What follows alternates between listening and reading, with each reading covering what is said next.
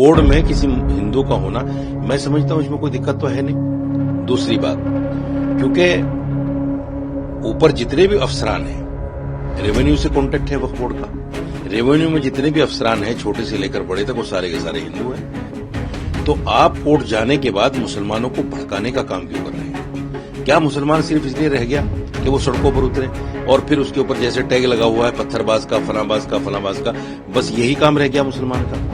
देखिए, जहां तक हिंदुओं को रखने की बात है, वक्फ बोर्ड की एक अपर कमेटी होती है जिसको बोर्ड बोलते हैं। बोर्ड में एक चेयरमैन होता है और दिल्ली में जैसे पूरे 7 मेंबर होते हैं उनमें से एक चेयरमैन होता है। वो सब सरकार के आदमी होते हैं और वो सरकार की मंशा के मुताबिक ही काम करते हैं। मेरा मानना यह है कि अगर उसमें मुसलमान भी हो, क्योंकि वो रिलीजियस बॉडी नहीं है, वो वक्फ बोर्ड की बॉडी है और वक्फ बोर्ड सरकार का है। रिलीजियस बॉडी उसके नीचे होती है, जैसे मस्जिद कमेटी होती है, दरगाह कमेटी होती है, मदरसों की कमेटी होती है, वो रिलीजियस बॉडी होती है। उसमें किसी हिंदू का होना ये तो वाकई शक के दायरे में आता है, सवाल पैदा करता है। लेकिन बोर्ड में किसी हिंदू का होना, मैं समझता हूं इसमें कोई दिक्कत तो है नहीं। दूसरी बात, क्योंकि ऊपर जितने भी अफसरान हैं, रेवेन्यू से कॉन्टेक्ट है वक्फ बोर्ड का, रेवेन्यू में जितने भी अफसरान हैं छोटे से लेकर बड़े तक वो सारे के सारे हिंदू हैं। जहां से पैसा होकर आता है, जहां पैसा वक्फ बोर्ड का हिसाब किताब होता है, सब हिंदू हैं। तो उसमें ये चीजें कोई मायने नहीं रखती। जहां तक कुछ क्वेश्चन, कुछ सवाल है अपोजिशन पार्टियों के या पर्सनल बोर्ड जमीयत उलमा के, ये एक रास्ता है, संवैधानिक रास्ता है कोर्ट का।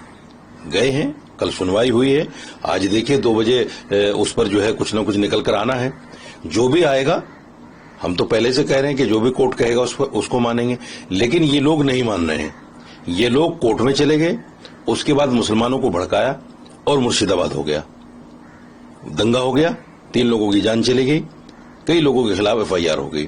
मेरा कहना यह है, हालांकि मैं सरकार की हिमायत कर रहा हूं, लेकिन मेरा कहना यह है कि जब आप कोर्ट चले गए तो आप कोर्ट जाने के बाद मुसलमानों को भड़काने का काम क्यों कर रहे हैं? क्या मुसलमान सिर्फ इसलिए रह गया कि वो सड़कों पर उतरे और फिर उसके ऊपर जैसे टैग लगा हुआ है पत्थरबाज का, फलाबाज का, फलाबाज का, बस यही काम रह गया मुसलमान का? तो मैंने हर दफा, हर वक्त टीवी पर, अखबार में जहां भी कहा, वो ये कहा है कि जो संवैधानिक रास्ता है उसको अपनाइए, कोर्ट जाइए, कोर्ट से जो फैसला होता है वो सबके लिए मान्य होगा। उसको न सरकार डिनाई कर सकती है, न उसको कोई और डिनाई कर सकता है। यही सबसे बेहतर रास्ता है। या उसका एक और रास्ता है कि आप चुपचाप जो है बैठ जाइए कहीं भी, लेकिन उसमें बड़े नेताओं को बैठना पड़ेगा। ये लोग क्या कर रहे हैं, एसी में बैठकर मुसलमानों को ललकार रहे हैं। जैसे असदुद्दीन अवैसी कहते हैं कि उठो, अब उठने का वक्त आ गया है, मुसलमान के सर पे तलवार लटकी है, मुसलमान की मस्जिदों के खिलाफ साजिश हो रही। कहां मुसलमान के खिलाफ तलवार लटकी है भाई?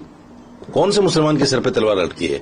ये सिर्फ भड़काने वाली बात है। मुसलमान असदुद्दीन अवैसी जो है, माफ कीजिएगा, असदुद्दीन अवैसी जो है आने वाले वक्त के जिन्ना बनना चाहते हैं। हिंदुस्तान में कहीं ना कहीं फिर एक पार्टीशन की बात करना चाहते हैं, हिंदू मुसलमान की बात करके। हिंदू मुसलमान नहीं होना चाहिए, मैं साफ तौर से कहता हूं, किसी भी पार्टी की तरफ से नहीं होना चाहिए।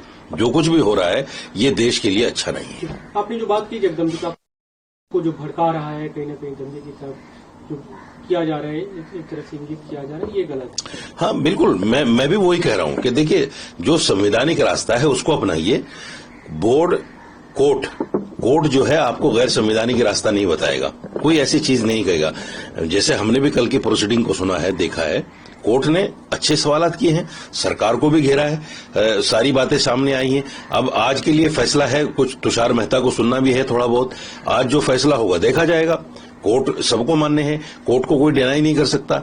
लेकिन मैं फिर कह रहा हूं दोबारा कि कोर्ट में जाने के बाद, अगर आप कोर्ट में नहीं गए, आप मुसलमानों को कह रहे हैं कि चलो उठो, प्रोटेस्ट करो, धरना प्रदर्शन करो, तो समझ में आता है। आप कोर्ट भी चले गए, आप साथ साथ मुसलमानों को भड़काने का काम भी कर रहे हैं। तो मुसलमानों को भड़काइए नहीं, ये बिल्कुल सही बात है।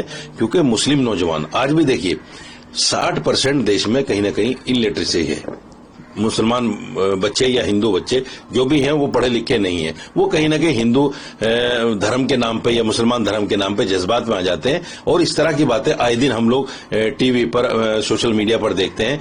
कहीं शोभा यात्रा पर के साथ ये हो गया, कहीं फलां के साथ ये हो गया, किसी ने मस्जिद पे झंडा लगा दिया, किसी ने दरगाह पे झंडा लगा दिया। ये सारी चीजें जो हैं नेताओं के और जो रिलीजियस ऑर्गेनाइजेशंस हैं इनके लटकाने भटकाने और भड़काने से होता है।